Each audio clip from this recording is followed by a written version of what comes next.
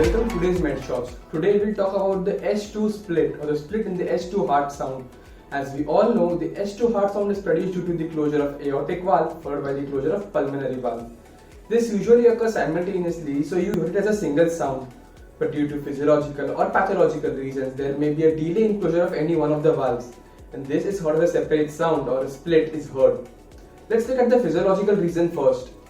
During inhalation, the venous return increases. Therefore, there is more blood in the right ventricle that has to be pumped out. This causes a delay in the closure of pulmonary valve, and this delay is called the physiological split. Now, I will play how it sounds on auscultation. Note that initially the patient is exhaling, so you don't hear a split, but as he inhales, the split is heard. Here's the sound.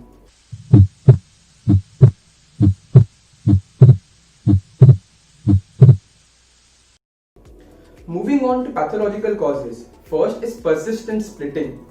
This is when there is always a small delay in the closure of pulmonary valve. During exhalation, this delay isn't large enough to be perceived as a separate heart sound, but during inhalation, the delay increases for the same reasons as that of the physiological split. This is seen in the right bundle branch block and pulmonary hypertension. Second type is the fixed splitting. In this, there is a large delay in the closure of pulmonary valve during both inhalation and exhalation.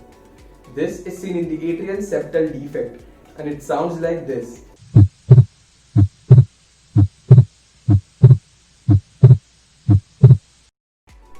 Now, the third type is paradoxical splitting. This is due to delay in the closure of aortic valve and is heard during exhalation, hence the name paradoxical.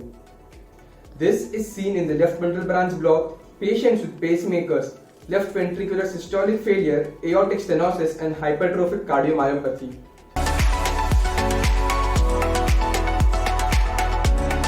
Hey guys, today let's hear and talk about 4 different heart murmurs. The first on our list is aortic stenosis. Now this is a systolic heart sound, which means it's heard between S1 and S2. And it has a characteristic pattern of its intensity, which first increases and then decreases, which means it has a crescendo-decrescendo pattern. Let's hear the heart sound now.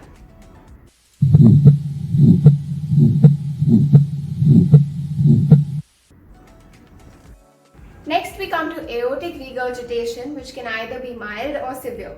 In mild cases, we hear an early diastolic murmur which progressively decreases in intensity, that is, it has a decrescendo pattern which sounds like this.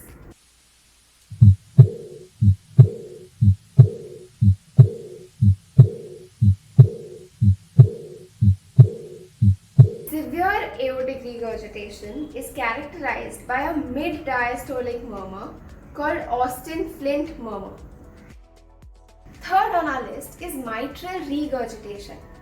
Now this is a systolic murmur, which means again it's heard between the S1 and S2, and its characteristic of intensity is that it is holosystolic, which means it neither increases nor decreases, it has a level intensity throughout. Let's hear it.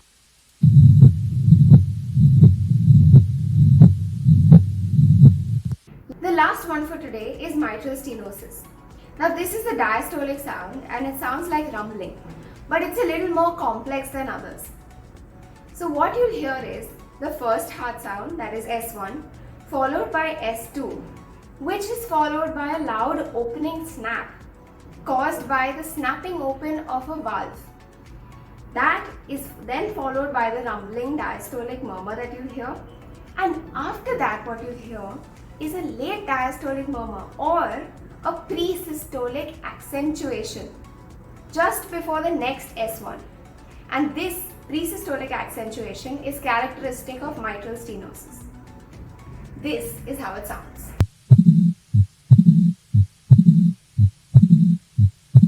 Alright, that's it for this MedShot. See you in the next one.